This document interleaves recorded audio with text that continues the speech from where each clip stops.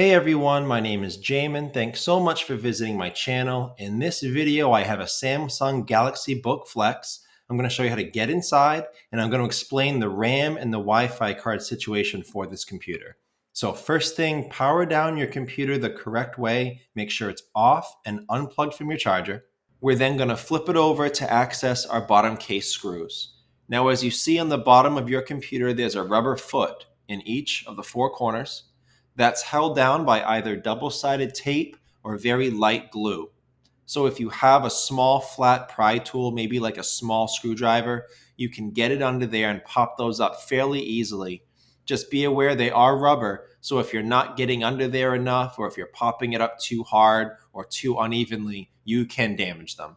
After you get the rubber feet off, they will each reveal a screw underneath.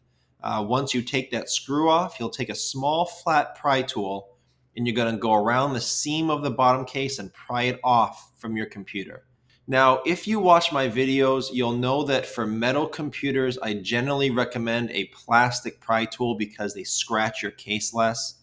However, with this bottom case, even though it's metal, I had a hard time getting this bottom case off. It's really stuck on there, really snapped on there very well.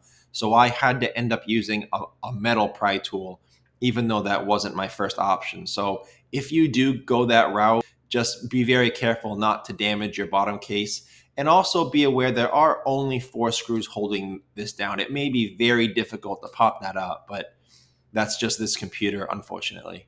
After you get your bottom case off, this is what you're looking at for the inside of your computer. Now, as a general repair side note, whenever I'm operating on a computer in my shop, it's sitting on an anti-static mat.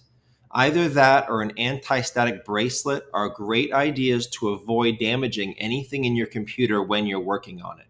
If you need any help with any tools or supplies for your computer project, as well as any of these replacement or upgrade parts for this specific model computer, there'll be a link above, also below in the description, and it will give you a list of all those tools, supplies, and replacement parts for this computer.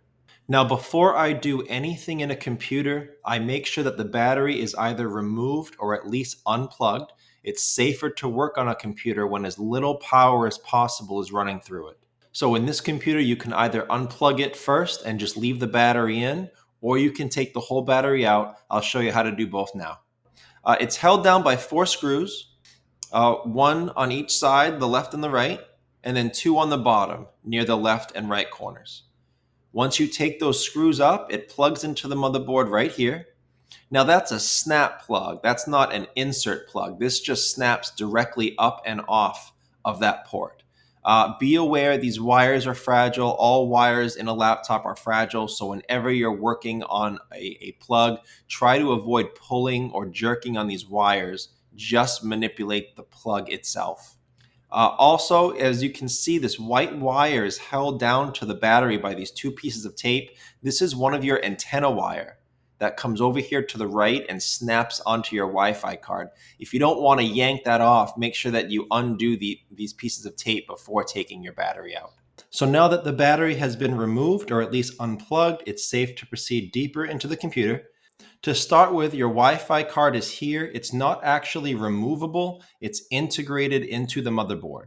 You'll see the black antenna wire come down here and the white antenna wire come down here. Now, these antenna wire, these are just snaps. They're not plugs. They just pull and easily snap up and off of that Wi-Fi card if you're replacing your antenna. If you're looking to get the antenna wire back on, they do need to be at a straight 90-degree angle in order to press that and snap it back on. And it is fragile. You are strong enough to damage that snap on either end. So just make sure it's at a 90-degree angle. It could be a little bit of a pain if you're not used to it, but you will be able to get those to snap back on. As a side point with the Wi-Fi, if you're having Wi-Fi problems, if your computer can't find your Wi-Fi network or any Wi-Fi network, it could be that this is bad, but more than likely it's a driver issue or a software issue. I will have a video link above, also below in the description. It'll show you how to troubleshoot Wi-Fi not working in your computer because, again, most likely it's not that your Wi-Fi card's bad. And unfortunately, if your Wi-Fi card is bad in this model computer, that means your motherboard is bad because, again, it's integrated into the motherboard. So you would have to replace the entire motherboard to replace your Wi-Fi card, which I'll show you how to do in a minute. As far as the RAM in this computer, as you notice, this is a single M.2 solid state drive port, but there's no RAM port here. The RAM is also integrated into the motherboard, and it's actually visible on the other side of this motherboard. You'd have to take the motherboard off in order to access or in order to see your RAM, but it's not easily removable, just like your Wi-Fi card. Again, if you're having RAM problems, if your RAM has gone bad, it means your motherboard has gone bad. So just in case you're looking to do a motherboard replacement, I will show you how to do the motherboard replacement now. Okay, so to get into the motherboard replacement, we're going to want to unhook everything from the motherboard. So this right here is your keyboard ribbon cable that plugs into the motherboard here. And this is your touchpad ribbon cable, plugs into the motherboard here. This ribbon cable comes to this USB board here.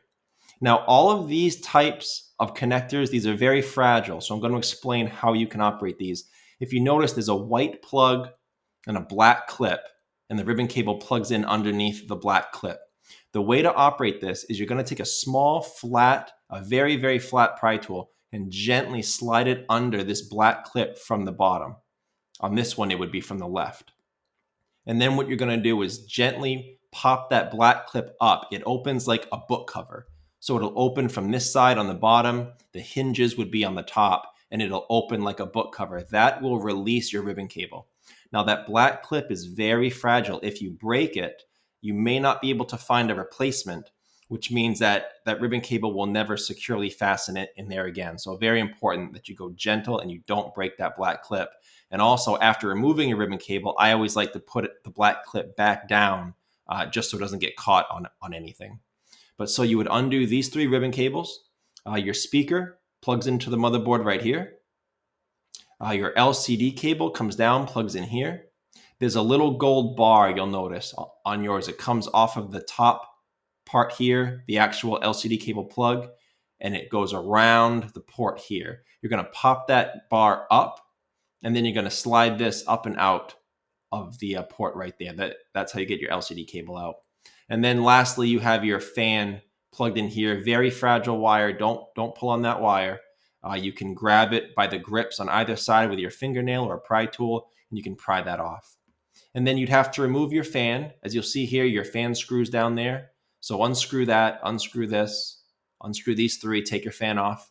And then your motherboard is kind of released at that point from everything plugging into it.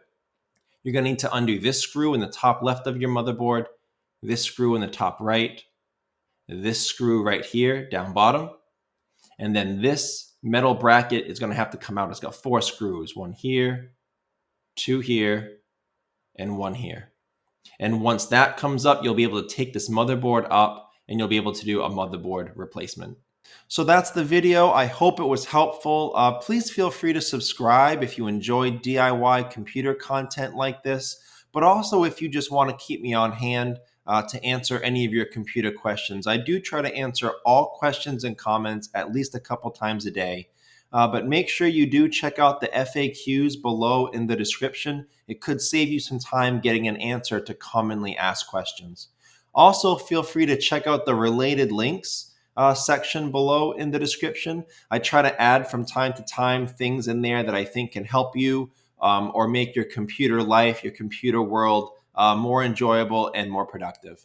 So thank you so much for watching. I look forward to seeing you on my next video.